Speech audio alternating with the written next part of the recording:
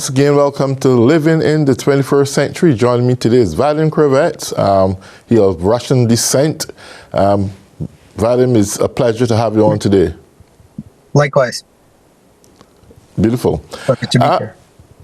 Yeah, we had a very interesting conversation the last time we had an interview from Russian concepts and values pertaining to why there is this Ukrainian war. And even though I have some understanding from the Russian perspective, I am somewhat still trying to figure out what really makes sense. And we have victims at both sides. We have a lot of Russian militants and even in some cases, people that weren't supposed to be in the army went out there, fought on the battlefield, lose their lives. Or more than 600,000 Russians would have died, as far as I understood, according to Kyiv Independent. Also, we have tens of thousands, probably, I don't know the exact statistics on the Ukrainian lives that had been lost up to this point. However, though, even though both governments, Zelensky and Putin, have their philosophical and political views about what should be and what shouldn't be, does it really worth it considering the amount of lives that would have lost during this war for the past 2 years? Does it really worth it from a political standpoint? I see what you mean. I've been thinking about this question. This is the question we've left last yes, time. Exactly. It's a very important question. I have to say because it addresses the core of the issues, and I think that I'm going to strip all the probably diplomatic or strip away all the diplomatic and minutia and get to the core of the issue in my answer, or attempt at least to do so. Each state, big state, has its national interests and a sense of national security. For Russia, what happened, the situation in Ukraine, at least in their perception of things, Ukraine presented an existential threat. So in other words, if it weren't addressed by Russia, it would lose, in their perception again, it would lose their country, and the chaos that would ensue as a result would take even more lives than what is being lost right now on the field. So Russia perceived Ukraine and what it has become as an existential threat to its existence, and hence the reaction of the Russian government. The reaction was a military reaction, which followed by some semblance of negotiation and an attempt to resolve this peacefully. So after the invasion, or so-called invasion of Russia, after it perceived its threat, negotiation ensued. And all of this conflict could have been averted if negotiation proceeded as planned, or at least the sides came to some sort of an agreement. And in Istanbul, in Turkey, such things did happen. The negotiation took place and almost resulted in some kind of a resolution of the matter.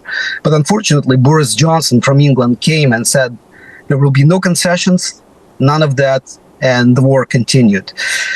So to reiterate what I said, Russia perceived a threat from Ukraine, because Ukraine started to join NATO. The NATO expansion went further east, and Ukraine became one of its probably center points.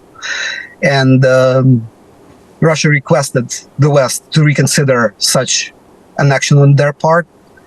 It was ignored, and Russia had to act militarily, because they say that war is the extension of the diplomacy by different means. And that's where we are. We are in the middle of the conflict that could have been averted, but it's not. Yeah. Okay. You see what I mean? Yeah. So you said that Ukraine poses an existential threat to Russia. Yes. In this war. Yeah. I'm not sure if that is quite through, because if we clearly understood, Ukraine was considered probably one of the second largest militaries or third largest militaries in the world with nuclear weapons, and I mean, you name it, they have it all. On the other hand, they were asked to abandon, to destroy their nuclear sites, which prohibit them from developing further any more nuclear weapons that would pose this existential threat to Russia. So if that had been gone, I don't see the reason why Putin should have viewed this as this big threat to Russia. I never heard of any circumstances where Ukraine ever launched any attacks in the past or the present on Russia. But this war began from as early as 2014 when Putin invaded Crimea. And it seems that his intention wasn't just to settle with Crimea, but to assume the responsibility of getting the entire Ukraine. And that's how it came across to me. What is your opinion on that? Well, the situation, of course, is complicated. Let me see. I think that, first of all, with Crimea, first of all, with the threat, whether Ukraine posed an existential threat to Russia or not, Ukraine submitted a request to become a NATO member, and Right. a lot of the things that were happening in Ukraine were pretty much recalibration of Ukrainian military to adapt to NATO standards, training of the troops and everything, a lot of bases, equipment, and while all along the population has been indoctrinated in many ways, but I don't know if I should proceed with this, to hate the Russians. So Russia was perceived as a threat to Ukraine, and Ukrainians were very, very much intent on attacking Russia. Perhaps you can associate it with Russian takeover of Crimean Peninsula, potentially. But I think these sentiments existed in Ukraine since not just 2014. They existed there earlier. They just exacerbated in 2014 with the coup. But even if the Ukrainians had legitimate reason to not like Russians for their actions in Crimea, Crimean Peninsula is something that needs to be elucidated further. Because number one, it is also a very strategic location for the Russian military. Crimean Peninsula allows for the control of a large portion of Russian territory if it were occupied by the NATO forces.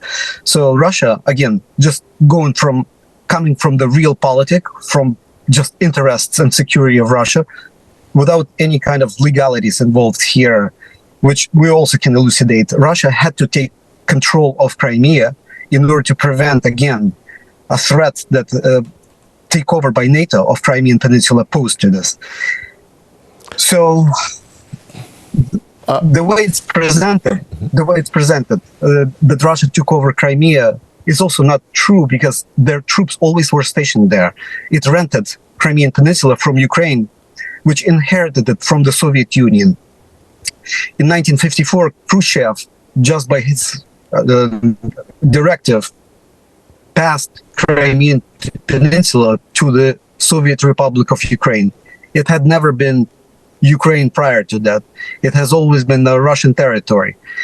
But for some reason, he did that. In 2014, after the coup, there was a referendum held by the Crimean people, and they all voted to rejoin Russia, which they internally always felt gravity toward, because they are Russian people.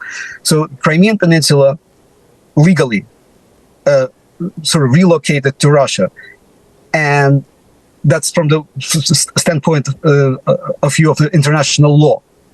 But you can also say that Russia needed to eliminate that threat by taking over Crimean territory, so that the threat of NATO takeover is eliminated. So perhaps the Ukrainians have some kind of a claim on it and a negative sentiment toward Russia as a result of it. But you have to, again, realize that Russia is a large country with almost unlimited resources and its personal sort of state interests. Such things cannot be discounted by whichever country is adjacent to it.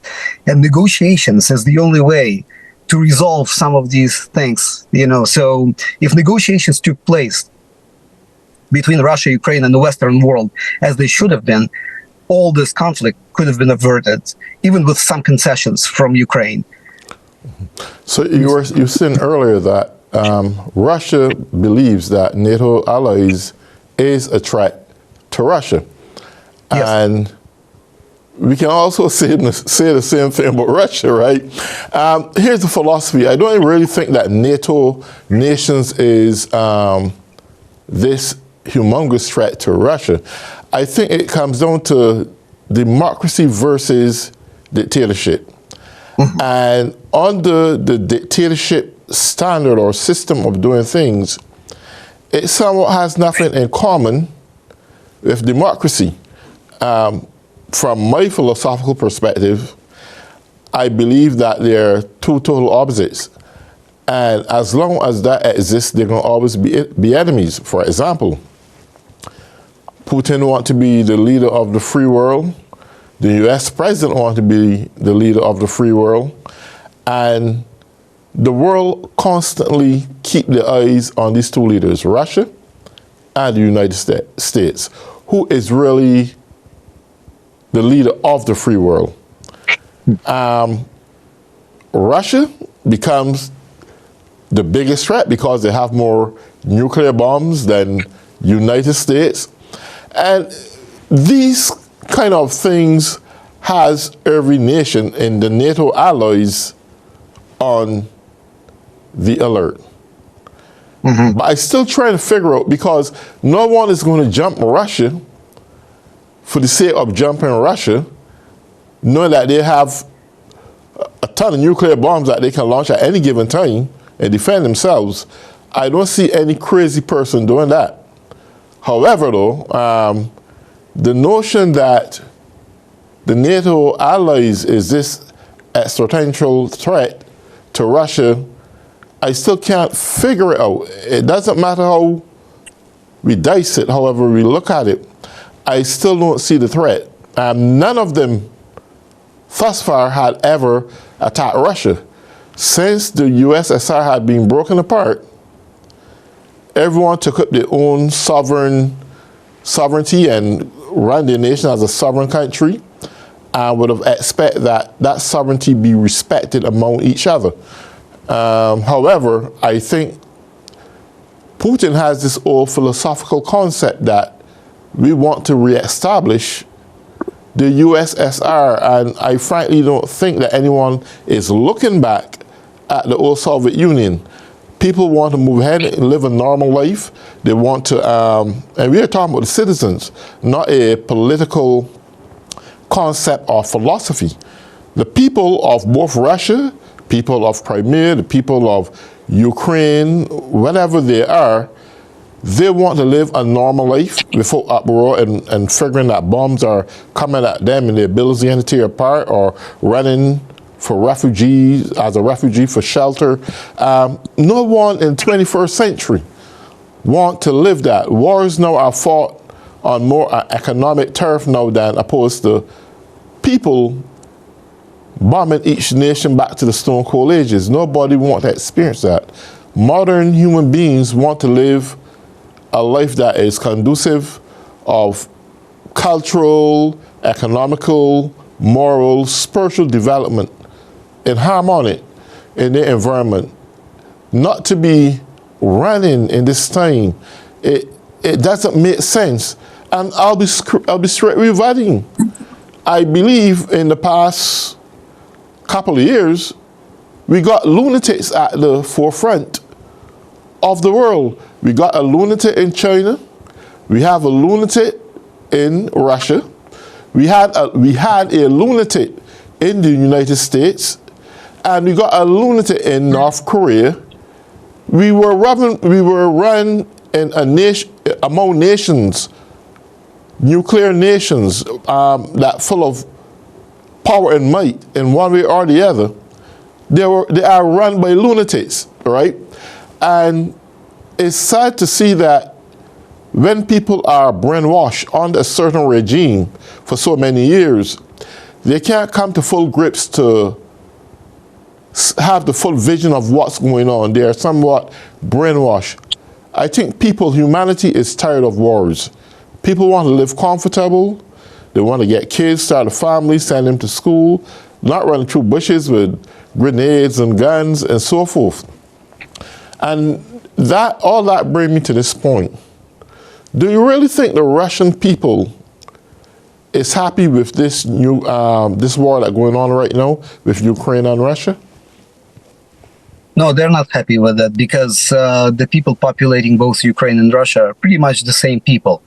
If you want to view it in the context of Russia-Ukraine only, I would even classify it as a civil war in some ways, because people with divergent views, same people with divergent views on how things should operate in their lives, fighting each other, which is very sad. It's a tragedy that, Russian and Ukrainian people are fighting each other and cannot find a way to a consensus, to some sort of negotiating thing. But unfortunately, the issue is a larger issue. You brought up democracy, and you said that there are leaders on that side of the aisle, so to speak, that are bloodthirsty, so to speak, and such as Putin, Kim, and others, China. But I think that people often overlook a larger context of things, and I'll try to explain. Mm-hmm. We are going through a great, probably in historical terms, economic and civilizational change. Countries such as Russia, China, and few others east, they recognize themselves as independent civilizations and want to assume a proper niche in global balance of things. So the dominance, 500-year-old dominance of the Western culture is coming to an end. It's almost a tectonic shift. And we can speak of democracies, of course. It's a philosophical concept, and it's very difficult to discern in the short period of time that we have allotted to us. What is democracy? What is not democracy? It's going to become an endless situation. But what we have to look at is that the dominance of the Western view is eroding, and with that, like Putin said, we're in the middle of a tectonic shift, and such shifts usually are accompanied by either a large global war or a series of high-intensity small local conflicts, and that is what we're seeing. We're seeing shifts in a global balance of power, economy, and model of human development. This is as large as this. So from that standpoint, I see some inevitability in the conflicts that are erupting globally, because the old system never gives up without a fight. And that fight is going on.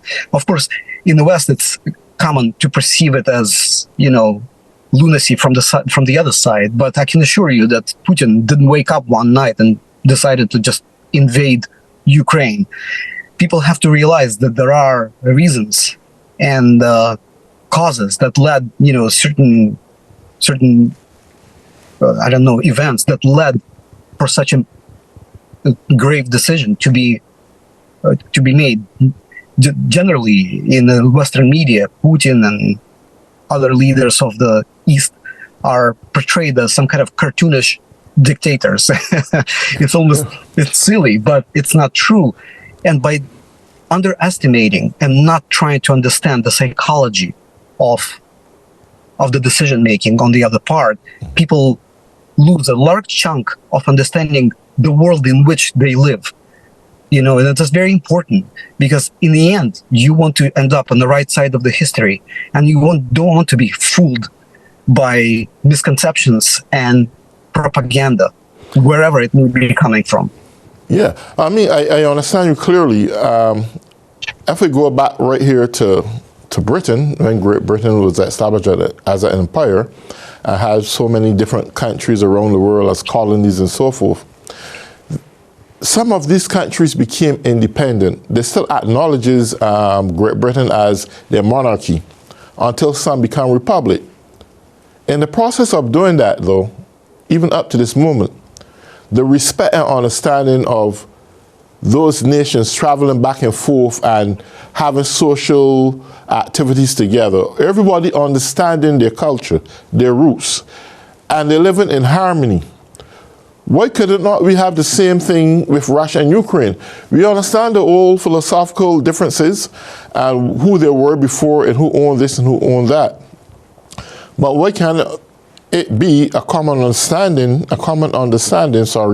that you can have both Ukrainians and Russians and back and forth to each other country and sharing economic wealth as one commonwealth? Why couldn't we have that kind of atmosphere opposed to be going after the ownership of this particular place? Now, I know it's difficult sometimes to talk about democracy and dictatorship, because if you analyze it from a philosophical standpoint, there's a lot of dictatorial standards that exist in democracy also. It named democracy, but there's still a lot of dictatorship embedded in the framework of democracy. But the word democracy get to people's mind, and they say, oh, we live in a free place and we this and that and that.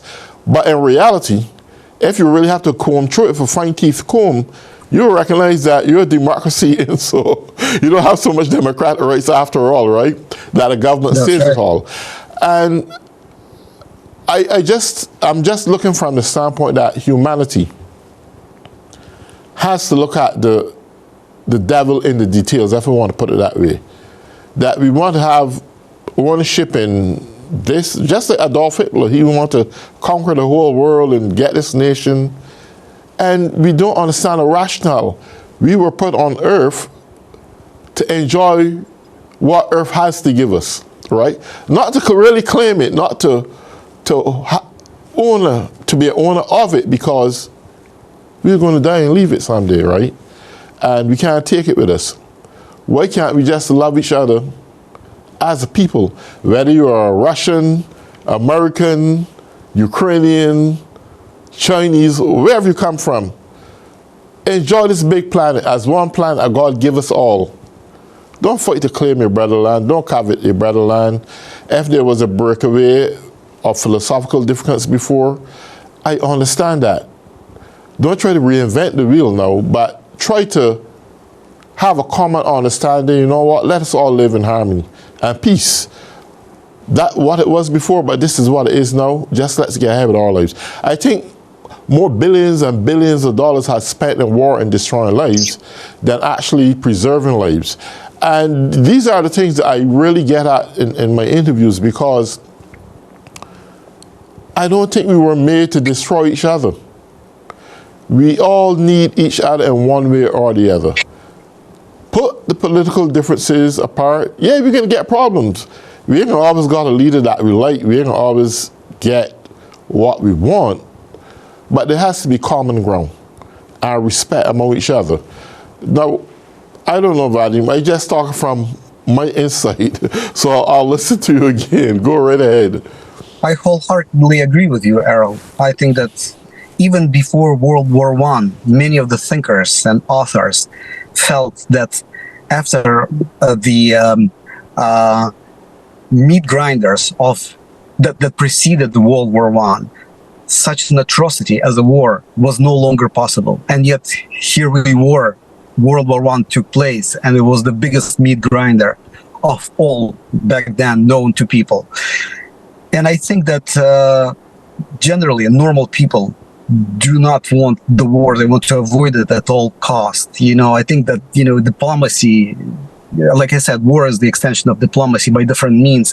I think that when all diplomatic channels have been exhausted, this is the last resort.